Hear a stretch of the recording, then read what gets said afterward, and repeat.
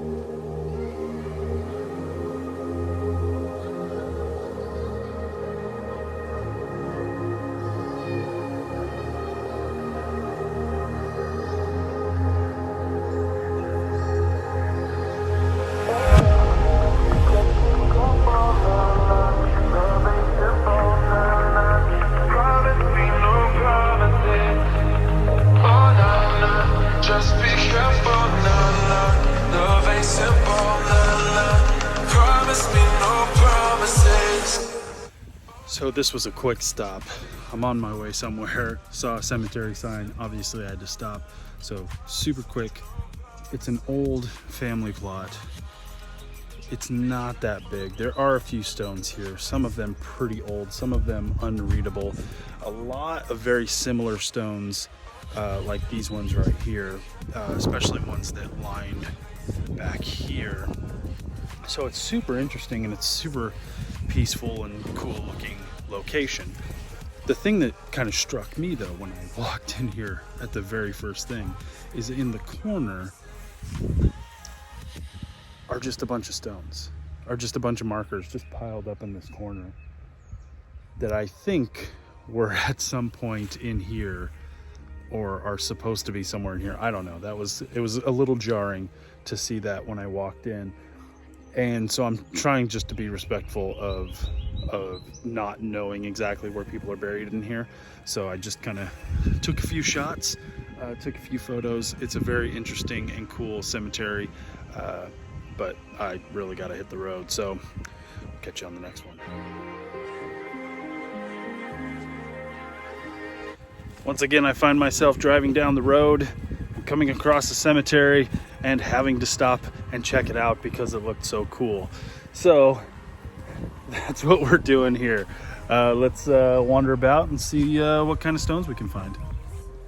I mean, so the first stone I came across, suddenly my interest is piqued. This one says that this man died by the hand of an assassin. An assassin. That's a first. That's definitely a first.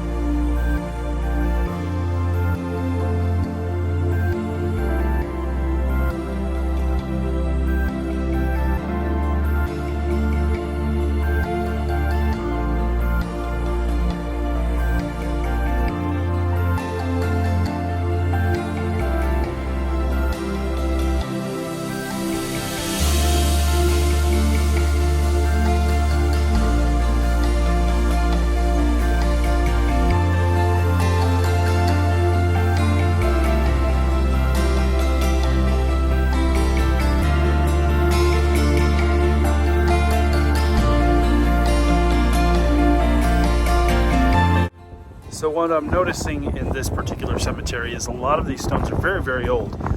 And due to the age, due to the probably amount of weather and rain and snow and everything else that hits this cemetery, they're virtually unreadable. The oldest of the stones, I can barely make them out.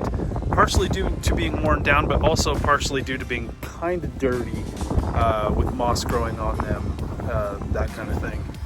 Which is pretty unfortunate. I would love to know more about the people here. But there are a lot of stones knocked over, a lot of broken stones. Thankfully, they seem to have been at least placed with their bases. Some of these are down, as you can see, that one's down. This one's got the broken part of its stone laid next to it. So they're not just scattered about, but you know, a lot of these stones need some tender loving care.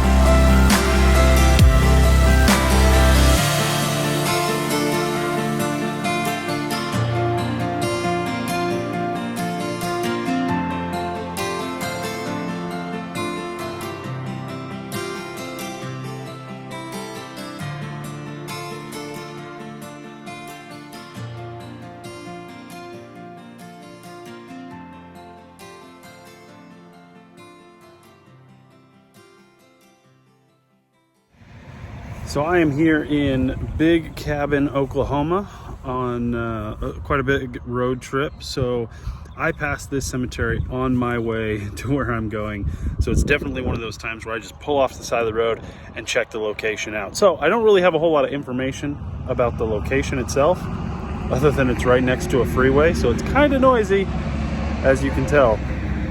But one thing I did notice is that this location has a lot of above ground burial vaults. That is these things. The concrete slabs sitting right on top of the earth with a marker of some sort attached to them. There are a lot in this cemetery. So I wanted to take a moment to talk about these types of burials. It's basically a concrete slab on top of where the person was laid to rest. Now, the person could be right underneath that concrete slab, resting right there pretty much at ground level with the concrete slab protecting it from the elements, or they could also have been buried much deeper, and then the concrete slab kind of protects the area in which the burial took place. Now this serves a couple of purposes, obviously to mark the gravesite, also to protect what's underneath. What I have noticed at a couple of places here in Big Cabin is that there seems to be some deterioration of the dirt at points where the slab meets the earth. And so at one of them, you can literally see underneath the slab. Now, I obviously didn't see like a coffin or anything right underneath it. It's just kind of dirt, but it's been burrowed out a little bit. But that is kind of a danger of these types of burials. I also noticed a bunch of animal holes underneath the concrete slabs. So that is also, something people have to deal with.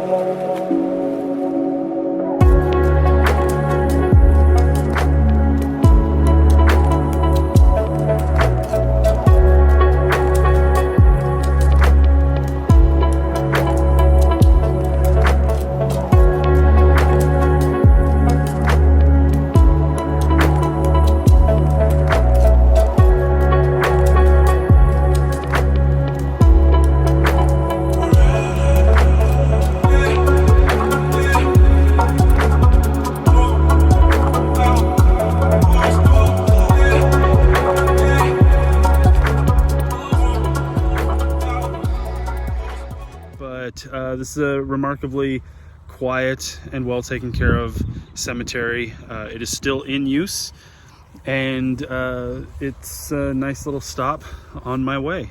So obviously this was a short one. That's the way these things go when I just pull off to the side of the road. But I have to jump back on the road and check out more cemeteries along the way. So remember, when you are out and about walking amongst the stones, be respectful, be safe, and I'll catch you on the next one.